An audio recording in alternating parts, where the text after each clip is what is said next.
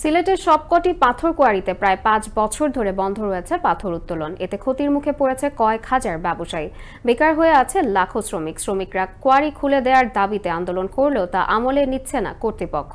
তবে বিকল্প কর্মসংস্থান হিসেবে পর্যটন খাতে সবাইকে মনোযোগী হওয়ার পরামর্শ দিয়েছেন বিদ্যুৎ, জ্বালানি ও খনিজ সম্পদ বিষয়ক উপদেষ্টা মোহাম্মদ ফাউজুল কবির খান। ইব্রাহিম আলীর প্রতিবেদনে ডেস্ক রিপোর্টে থাকছে। উজান থেকে নেমে আসা পাহাড়ি ঢলের সাথে আসে পাথর, তা জমে একসময় মাটির উপর ও নিচে তৈরি হয় পাথরের বিশাল মজুদ। সেই মাটি খনন করে সংগ্রহ করা পাথর দিয়ে দেশের প্রায় ৫০% চাহিদা পূরণ করা হতো। কিন্তু পাথর উত্তোলনের পদ্ধতি ঝুঁকিপূর্ণ হওয়ায় গত কয়েক বছর ধরে বন্ধ করে দেওয়া হয়েছে সিলেট অঞ্চলের সবগুলো পাথর কোয়ারি। এতে কর্মহীন হয়ে পড়েছে লক্ষাধিক শ্রমিক।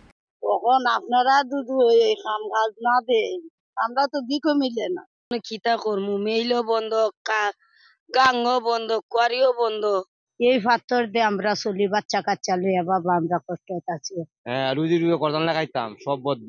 শ্রমিক নেতারা জানান, বিকল্প কর্মসংস্থান না করে সরকারের এমন সিদ্ধান্ত নেয় অনেক বেকার শ্রমিক পেটের ক্ষুধায় বিপথে পা বাড়াচ্ছে। কোয়ারি খুলে দেওয়ার দাবিতে আন্দোলন করলেও কোনো সদুত্তর পাচ্ছেন না তারা। আমরা এই 5 দফা দাবি, 1 নম্বর দাবি হলো সনাতন পদ্ধতিতে বালু ও পাথর মহাল সচ্ছল করতে হবে। পাথর পরিবহন ও বিপণনের সাথে জড়িত কয়েক হাজার ব্যবসায়ী পড়েছে বিপাকে। বন্ধ রয়েছে পাথর ভাঙার শত শত কারখানা। ব্যাংকের ঋণের কিস্তি দিতে না পেরে দেউলিয়া হওয়ার পথে রয়েছেন বলে জানান ক্ষুদ্র ব্যবসায়ীরা। আমাদের শত শত ব্যবসায়ীদেরকে পথে বসিয়ে দিয়েছে, দেউলিয়া করে ফেলেছে। বর্তমান অন্তর্বর্তীকালীন সরকারের বিদ্যুৎ, জ্বালানি ও খনিজ সম্পদ বিষয়ক উপদেষ্টা মোহাম্মদ ফাউজুল করিম খান পাথর উত্তোলনের জায়গায় পর্যটন কেন্দ্র নির্মাণের পরিকল্পনার কথা জানান। ক্ষতিগ্রস্তদের বিকল্প কর্মসংস্থান খুঁজে নেয়ার পরামর্শ দেন তিনি। এগুলো ডেভেলপমেন্ট করলে ওই সিলেটে যে লন্ডন থেকে যে টাকা আসে তার থেকে বেশি টাকা এখানে উপার্জন করা সম্ভব। কিন্তু আপনাদেরকে বুঝতে হবে যে কোনটা আমরা কোন দিকে যাব।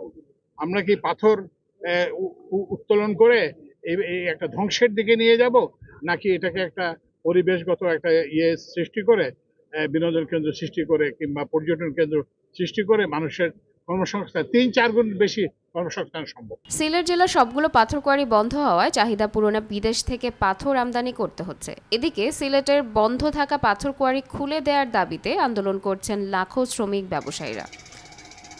নাজনীন নিসা, আনন্দ টিভি, ন্যাশনাল ডেস্ক।